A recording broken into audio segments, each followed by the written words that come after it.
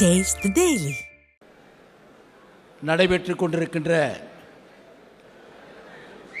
செயற்குழு பொதுக்குழுவின் கூட்டத்தில் இங்கே முன்னால் அமர்ந்திருக்கின்ற தமிழகம் முழுவதும் இருந்து வந்திருக்கின்ற ஆயிரக்கணக்கான நிர்வாகிகளுக்கு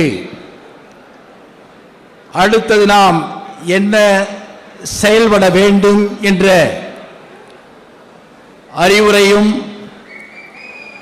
ஆலோசனைகளையும் இறுதியாக நமக்கு வழங்க இருக்கின்ற போற்றுதலுக்குரிய கழகத்தினுடைய பொதுச் செயலாளர் அவர்களே, இந்த நிகழ்வில் தலைமை பொறுப்பை ஏற்றிருக்கின்ற மரியாதைக்கும் போற்றுதலுக்குரிய கழகத்தினுடைய அவைத்தலைவர் அவர்களே, இந்த நிகழ்ச்சியில் எனக்கு முன்னால் நல்ல கருத்துரைகளை வழங்கிவிட்டு அமர்ந்திருக்கின்ற கழகத்தினுடைய துணை பொதுச் செயலாளர் அவர்களே, கழகத்தினுடைய தலைமை நிலைய செயலாளர் அவர்களே, தலைமை கழக நிர்வாகிகளே, மாவட்ட கழக செயலாளர்களே, சட்டமன்ற நாடாளுமன்ற உறுப்பினர் பெருமக்களே, ஒன்றிய கழக செயலாளர்களே, செயற்குழு உறுப்பினர்களே, பொதுக்குழு உறுப்பினர்களே, சிறப்பு அழைப்பாளர்களே, உங்கள் அத்தனை பேருக்கும் என்னுடைய பணிவான வணக்கத்தினை உரித்தாக்கிக் கொள்ளுகின்றேன். இன்றிலிருந்து சரியாக அடுத்த தேர்தலை நாம் சந்திக்க இருக்கின்ற நாட்கள் சரியாக 16 மாத காலங்கள். இந்த 16 மாத காலத்திற்கு முன்பாக 2021 நடைபெற்ற சட்டமன்ற பொதுத் தேர்தலில் நம்மை எதிர்த்து நின்ற திராவிட முன்னேற்ற கழகத்தினுடைய தலைவர் திரு ஸ்டாலின் அவர்கள் 520 வாக்குறுதிகளை கொடுத்து மக்களை ஏமாற்றி வெற்றி பெற்று ஆட்சியில் அமர்ந்திருக்கிறார்கள். அப்படி ஆட்சியில் அமர்ந்த திரு ஸ்டாலின் அவர்கள் 3.5 ஆண்டு காலத்தில் கொடுத்த வாக்குறுதிகளை நிறைவேற்றினார்களா என்று சொன்னால் இல்லை. மாறாக தன்னுடைய வாரிசை திராவிட முன்னேற்ற கழகத்திற்கு அடுத்த தலைமையேற்பதற்குரிய சூழலை உருவாக்கி துணை முதலமைச்சர் பதவியை கொடுத்து அரசியலில் எந்தவித வெட்கமும் இல்லாமல் பல முன்னோடிகளை எல்லாம் ஒதுக்கி வைத்துவிட்டு தன் மகனை இந்த இயக்கத்திற்கு தலைமை பொறுப்பேற்பதற்காக 3வது இடத்திலே அமர வைத்திருக்கிறார்கள். இதனால் அரசியல் ரீதியாக அவர் வீழ்ந்து விட்டார். மாறாக மக்களிடத்திலே நாம் சென்று வெற்றி பெறுவதற்கு 16 மாத காலம் இருக்கிறது. இந்த 16 மாத காலத்தில் நாம் என்ன செய்ய வேண்டும்? இங்கே அமர்ந்திருக்கின்ற செயற்குழு பொதுக்குழு உறுப்பினர்கள், மாவட்ட கழக செயலாளர்கள், ஒன்றிய கழக செயலாளர்கள், சார்பு அமைப்பினுடைய நிர்வாகிகள், நாம் தான் இந்த 16 மாத காலத்தில் நம்மை தயார்படுத்திக் கொள்ள வேண்டிய நிலையிலே இருக்கிறோம். அப்படி தயார்படுத்திக் கொள்வதற்கு நம்மை நாமே முழுமையாக உணர்ந்து கட்டுக்கோப்பாக தலைமை பொறுப்பில் இருக்கின்ற மாவட்ட கழக செயலாளர்கள் கீழே இருக்கின்றவர்களோடு இணைந்து பணியாற்றுவதற்கு நாம் தயாராகிக் கொண்டிருக்க வேண்டும். கடந்த 2 ஆண்டுகளாக நாம் பார்ப்போம் என்று சொன்னால், புரட்சித் தலைவர் எம்ஜிஆர் பிறந்த நாளிலும் சரி, புரட்சித் தலைவி அம்மா பிறந்த நாளிலும் சரி, நாம் சுவர் விளம்பரங்களை பார்ப்போம் என்று சொன்னால் குறைந்திருக்கிறது. அடுத்த புரட்சித் தலைவர் புரட்சித் தலைவி அம்மாவுடைய பிறந்த நாள் அடுத்த ஆண்டு நாம் கொண்டாடுகின்ற பொழுது தேர்தல் வர இருக்கிறது. அப்படி தேர்தல் வருகின்ற இந்த சூழலில் நாம் நம்மை இப்பொழுது தயார்படுத்திக் கொள்ள வேண்டும் என்று சொன்னால், வருகின்ற புரட்சித் தலைவர் எம்ஜிஆர் பிறந்த நாளிலும் புரட்சித் தலைவி அம்மாவுடைய பிறந்த நாளிலும் மாநிலம் முழுவதும் அந்தந்த மாவட்ட வாரியாக சுவர் விளம்பரங்களை மிக எழுச்சியோடு நாம் அங்கே கொண்டு வந்து நிறுத்துவோம் என்று நாம் சூழலைத்துக் கொள்ள வேண்டும். இது நம்முடைய பணி. இந்த பணியில் ஒவ்வொரு மாவட்ட கழக செயலாளர்களும் முனைப்போடு செயலாற்ற வேண்டும். அப்படி முனைப்போடு செயலாடுவதற்கு சில ஒன்றிய கழக செயலாளரிடத்திலே பொருளாதார ரீதியாக அவரிடத்திலே இல்லாமல் இருக்கலாம். ஆனால் அவர் நல்ல திறமை வாய்ந்த உழைக்கின்ற ஒரு நபராக இருப்பார். அந்த உழைக்கின்றவருக்கு உறுதுணையாக அந்த மாவட்டத்தில் இருக்கின்ற எங்களை போன்றவர்கள் மாவட்ட கழக செயலாளர்கள் இந்த இயக்கத்திலே நீண்ட காலமாக ஆட்சியில் அதிகாரத்தில் பங்கு வகித்து அதனால் பதவி சுகத்தை அனுபவித்திருக்கின்ற நிர்வாகிகள்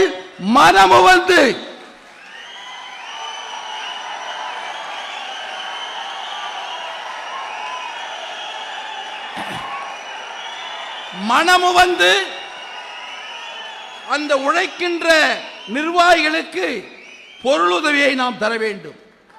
நாம் இந்த பணி சிறப்பாக செய்வோம் என்று சொன்னால் அடுத்ததாக இந்த 16 மாத கால ஆட்சி 16 மாத காலத்தில் இந்த ஆட்சியில் செய்த தவறுகளை இந்த ஆட்சியில் கொடுத்த வாக்குறுதிகளை நிறைவேற்றாமல் இருக்கின்ற அந்த நிலையிலே ஒவ்வொரு மாவட்டத்திலேயும் மாவட்ட கழக செயலாளர்கள் அந்த மாவட்டத்தில் இருக்கின்ற பிரச்சனைகளை கையில் எடுத்துக் கொள்ள வேண்டும்.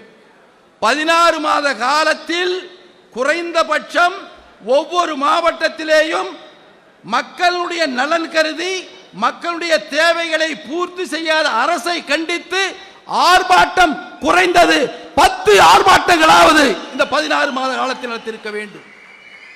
இப்படி ஆர்ப்பாட்டம் நடத்துவதற்கு நிர்வாகிகள் மாவட்ட கழக செயலாளர்கள் ஒன்றிய கழக செயலாளர்கள் கடுமையாக உழைக்கின்ற அந்த நேரத்தில் இந்த ஆர்ப்பாட்டத்தை வெற்றி பெற செய்வது யார்? இந்த தேர்தலில் நம்ம எல்லாம் சட்டமன்ற உறுப்பினராக நாடாளுமன்ற உறுப்பினராக கொண்டு வருவது யார் என்று சொன்னால் எந்தவித பலனும் எதிர்பார்க்காமல் கட்சி ஒன்றே போதும், தன் தலைவன் ஒன்றே போதும், தலைவன் நலனுக்காகவே தன்னை முழுமையாக வாழ்ந்து கொண்டு மடிகின்ற அந்த உண்மையான லட்சக்கணக்கான 2 கோடி அண்ணா திராவிட முன்னேற்ற கழக தொண்டர்களுடைய உணர்வுகளை ஏற்று அவனுக்குரிய பொருளாதார உதவியை நாம் செய்ய வேண்டும். அவன் ஆர்ப்பாட்டத்திற்கு வருகிறான் என்று சொன்னால் தடுமாறக்கூடாது, எங்கேயாவது வர முடியாமல் நின்றுவிடக்கூடாது. அந்த தொண்டன் வருவதற்கு தயாராக இருக்கிறான் என்று சொன்னால் அங்கே இருக்கின்ற ஒன்றிய செயலாளர் முறையாக அவர்களுக்கு வண்டி கொடுப்பதோடு மட்டுமல்லாமல் அவனுக்கு அன்றைய உணவு மற்ற செலவுகளை முழுமையாக கொடுத்து அந்த தொண்டனை வரவழைத்து அந்த ஆர்ப்பாட்டத்தில் வெற்றி பெற செய்ய வேண்டும். அப்படி வெற்றி பெற செய்கின்ற பொழுது அங்கே அரசியல் களம் சூடுபிடிக்கும். அரசியல் களம் சூடுபிடிக்கின்ற அந்த சூழலில் நமக்கு எதிரி மக்கள் பேசுவார்கள். அண்ணா திமுகவுக்கு எதிரி திமுக, திமுகவுக்கு எதிரி அண்ணா திமுக. இன்னைக்கு திமுக ஆட்சியில் இருக்கிறது. திமுகவை எதிர்த்து கேள்வி கேட்கக்கூடிய சக்தி படைத்த இயக்கம் அனைத்திந்திய அண்ணா திராவிட முன்னேற்ற கழகம் என்ற நிலையை நாம் உருவாக்க வேண்டும். ஒரு நல்ல வலிமை மிக்க ஒரு சாதாரண நிலையிலிருந்து நம்மை எல்லாம் வழிநடத்தக்கூடிய சக்தி படைத்த ஒரு தலைவர் நமக்கு கிடைத்திருக்கிறார். அன்பான தலைவர், பண்பான தலைவர், எளிமையான தலைவர், எப்பொழுது பார்த்தாலும் சென்றாலும் உடனடியாக பார்க்கக்கூடிய தலைவர். அநேகமாக தமிழ்நாட்டில் இருக்கின்ற அரசியல் தலைவர்களில் முதன்மையான தலைவர். ஏனென்று சொன்னால் மழை பெய்கிறது, ஊத்தங்கரையிலே கடுமையான மழை. நான் காலையிலே மாவட்ட கழக செயலாளரோடு ஒன்றிய கழக செயலாளரோடு அந்த பகுதியில் சுற்றுப்பயணம் மேற்கொள்கிறேன். தொலைபேசி போன் பண்ணுகிறது. உடனே ஒரு ஒன்றிய செயலர் எடுத்து கொண்டு வந்து கொடுக்கிறார். அண்ணன் பேசுறார். யார்ப்பா? நான் மாவட்டம் இல்லை தான் அண்ணன் பேசுறார். யார்ப்பா? போச்சு கொடு பேசுறேன். என்ன வணக்கம் வணக்கங்க. ஏங்க என்ன நிறைய மழையாம? ஆமாங்க நான் புறப்பட்டு வரேங்க. எந்த கட்சியுடைய தலைவன் அங்கே இருக்கின்ற பிரச்சனையை முன்வைத்து நான் வருகிறேன் என்று சொல்லி வரக்கூடிய ஒரு தலைவன் அனைத்திந்திய அண்ணா திராவிட முன்னேற்ற கழகத்துடைய தலைவன், நம்முடைய தலைவன். நமக்கு எவ்வளவு பெருமையாக இருக்கிறது. உடனே நம்முடைய ஐடி விங் போட்டா என்ன போட்டா தெரியுமா? ஊத்தங்கரையில் எடப்பாடியார். ஊத்தங்கரையில் எடப்பாடியார் போட்டது அன்னைக்கு முழுசும் வைரல். அதுதான். இன்னொன்னு, இந்த தேர்தலில் 2026 தேர்தலில் கழக தொண்டர்கள் நிர்வாகிகள் உழைக்கின்றதற்கு இணையாக அதற்கு மேலும் இந்த தேர்தல் வெற்றி பெறுவதற்கு உறுதுணையாக இருப்பது தகவல் தொழில்நுட்பம். அதை இளைஞர்கள் முழுமையாக நீங்கள் பயன்படுத்திக் கொள்ள வேண்டும். இப்படி நாம் பயன்படுத்திக் கொள்வோம் என்று சொன்னால் யாராலும் நம்மை வீழ்த்த முடியாது. ஏனென்று சொன்னால் மக்கள் வாக்களித்து பலமுறை நாம் ஆட்சியிலே அமர்ந்திருக்கிறோம். புரட்சி தலைவி அம்மா அவர்கள் பல்வேறு சூழ்நிலைகளில் வெற்றி வாய்ப்பிழந்தாலும் கூட வெற்றி பெற்று 2016 கூட்டணியே இல்லாமல் தேர்தல் களத்தில் நின்றார்கள். மக்களை நம்பினார்கள். முழுமையாக வாக்களித்து புரட்சி தலைவி அம்மா அவர்கள் 32 ஆண்டுகளுக்கு பின்பாக வெற்றி பெற்று மீண்டும் முதலமைச்சர் பொறுப்பை ஏற்றவர் புரட்சி தலைவி அம்மா அவர்கள். அதனால்தான் வருகின்ற 2026 தேர்தலில் நாம் வெற்றி பெற வேண்டும் என்று சொன்னால் நம்மை நாம் தயார்படுத்திக் கொள்ள வேண்டும். எப்படி போராட்டம் நடத்துவோம் என்று சொல்லுகின்ற அதே நேரத்தில் திண்ணை பிரச்சாரம் மிக மிக முக்கியம். திண்ணை பிரச்சாரம் என்று சொன்னால் ஒவ்வொரு பூத்திற்கும் நம்முடைய பொதுச் செயலாளர் உத்தரவு போட்டிருக்கிறார். ஒவ்வொரு பூத்திலேயும் ஒரு கிளையை ஏற்படுத்த வேண்டும் என்று சொல்லியிருக்கிறார். அந்த கிளையோடு இணைந்து அந்த பகுதியில் இருக்கின்ற மகளிர் அணி நிர்வாகிகள், அன்பு சகோதரிகள், தாய்மார்கள், ஏனென்று சொன்னால் வீட்டில் வேலை செய்து குறைந்தபட்சம் ஒரு 4-5 மணி நேரம் உங்களுக்கு அந்த இடைவெளி கிடைக்கும். அந்த 4-5 மணி நேரத்தில் அன்பு சகோதரிகள் பொறுப்பாளர்கள் அந்த பகுதியில், அந்த பூத்துக்கு சம்பந்தப்பட்ட பகுதியில் அந்த 1000 வாக்காளர்கள் கிட்டத்தட்ட ஒரு 200 வீடு இருக்கும். 200 வீட்டில் பிரித்து கொண்டு ஒரு நாளைக்கு 5 வீடு என்று நீங்கள் பார்ப்பீர்கள் என்று சொன்னால் ஒரு மாதத்திற்குள்ள பார்த்து விடும். கிட்டத்தட்ட 16 மாத காலம் இருக்கிறது. அப்படி என்று சொன்னால் ஒரு 10 முறையாவது ஒரு வாக்காளர் நீங்கள் சந்திப்பீர்கள் என்று சொன்னால் நிச்சயமாக அவர்கள் நமக்கு வாக்களிப்பார்கள். 2026 வெற்றி உறுதி. கூட்டணி பற்றி சொல்லுகிறார்கள். இன்று திரு ஸ்டாலின் அவர்கள் ஆட்சியினுடைய நிலைப்பாடை கூட அவர் முழுமையாக நம்பவில்லை. கூட்டணியை தான் முழுமையாக நம்பிக்கொண்டிருக்கிறார். எங்களது கூட்டணி பலமாக இருக்கிறது, கூட்டணி பலமாக இருக்கிறது. அதிலே ஒரு தலைவர் ஏதாவது ஒரு கருத்தை சொன்னார் என்று சொன்னால் உடனடியாக அவரை அழைத்து அருகாமையிலே உட்கார வைத்து ஒரு போட்டோ ஷூட் எடுத்து நாங்கள் பார் பலமாக இருக்கிறோம் என்று கூட்டணியை நம்பி இருக்கிறார். நம்முடைய தலைவர், நம்முடைய போற்றுதலுக்குரிய பொதுச் செயலாளர் 2 கோடி அனைத்து இந்திய அண்ணா திராவிட முன்னேற்ற கழக தொண்டருடைய உழைப்பை அவர் நம்பி இருக்கிறார். அப்படி உழைப்பை நம்பி இருக்கின்ற நீங்கள் கடுமையாக உழைப்பீர் என்று சொன்னால் ஒரு 5-6 மாசத்துக்குள்ளாக கூட்டணியிலே இருக்கின்ற மற்ற கட்சியை சேர்ந்தவர்கள் பொதுச் செயலாளத்திலே தொடர்பு கொள்ள ஆரம்பிப்பார்கள். ஏனென்று சொன்னால் அடுத்த தேர்தலில் அனைத்து இந்திய அண்ணா திராவிட முன்னேற்ற கழகம் உறுதியாக வெற்றி பெறக்கூடிய வாய்ப்பு வந்துவிட்டது. மீண்டும் முதலமைச்சராக எடப்பாடியார் வருவார் என்ற நம்பிக்கை எதிர்க்கட்சிக்கு வர வேண்டும். அந்த எதிர்க்கட்சியில் இருக்கின்ற தலைவர்களுக்கு வர வேண்டும்.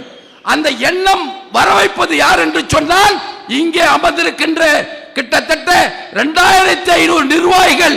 நீங்கள் அப்பொழுக்கட்ட நிலையிலே கடுமையாக உழைப்பீர்கள் என்று சொன்னால் அந்த கூட்டணியிலே இருக்கின்றவர்கள் எடப்பாடியுடைய இல்லம் நோக்கி வருவார்கள். அப்படி இல்லம் நோக்கி வருவதற்குரிய சூழலை நாம் இந்த செயற்குழு பொதுக்குழுவிலே சூழலை ஏற்போம். கடுமையாக உழைப்போம். ஒருவருக்கு ஒருவர் விட்டுக் கொடுப்போம். ஒருவரோடு ஒருவர் இணைந்து செயலாற்றுவோம். பெரியவன் சிறியவன் என்று இல்லாமல், உயர் பதவி கீழ் பதவி என்று இல்லாமல் நாம் அனைவரும் ஒன்றே. அதற்கு உதாரணம் நம்முடைய பொதுச்செயலாளர் எடப்பாடியார். மழை பெய்கிறது, அங்கே இருக்கின்ற ஒன்றிய செயலாளர் ஓடுகிறார், மாவட்ட செயலாளர் ஓடுகிறார், அந்த மாவட்டத்தில் இருக்கிற நிர்வாகிகள் ஓடுகிறார்கள். ஆனால் எங்கோ இருக்கின்ற நம்முடைய கழகத்தினுடைய பொதுச் செயலாளர் எடப்பாடியார் மக்கள் துயர்படுகிறார்களே என்று சொல்லி மக்களை சந்திக்கக்கூடிய ஒரு மக்கள் தலைவராக எடப்பாடியார் இருக்கின்ற காரணத்தினால் உறுதியாக அடுத்த தேர்தலில் அவர் வெற்றி பெறுவார். அந்த வெற்றிக்கு அடித்தளம் நம்முடைய தியாகம், நம்முடைய உழைப்பு, நம்முடைய தொலைநோக்கு பார்வை. விட்டு கொடுத்து அரவணைத்து செல்வீர் என்று சொன்னால் 2026 நடைபெறுகின்ற தேர்தலில் மீண்டும் புரட்சி தலைவர் எம்ஜிஆர் ஆட்சி, புரட்சி தலைவி அம்மாவுடைய ஆட்சி எடப்பாடியார் தலைமையிலே மீண்டும் முதலமைச்சராக வருவார். அப்படி வருவதற்கு இங்கே இருக்கின்றவர்கள் உங்களுடைய உழைப்பால், உங்களுடைய அரவணைப்பால் லட்சக்கணக்கான தொண்டர்களை அரவணைத்து கடுமையாக உழையுங்கள். நமக்கு இருக்கின்றது 16 மாத காலம். இந்த 16 மாத காலம் முழுவதும் நாம் ஃபீல்ட்லே தான் இருக்கணும், ஃபீல்ட்லே இருக்கணும். அப்படியே பொருளாதாரம் இல்லைனா கூட கடன் வாங்குங்க. கடன் வாங்குறது தப்பே இல்லை. எதுக்காக வாங்குறீங்க? நம்முடைய இயக்கம் மீண்டும் ஆட்சிக்கு வர வேண்டும். நம்முடைய தொண்டன் மகிழ்ச்சியோடு மீண்டும் உழைக்க வேண்டும். அவன் மகிழ்ச்சியாக வைப்பதற்கு நாம் கடன் வாங்கியாவது இந்த வெற்றியை பெற வேண்டும் என்று கூறி விடைபெறுகிறேன். நன்றி, வணக்கம்.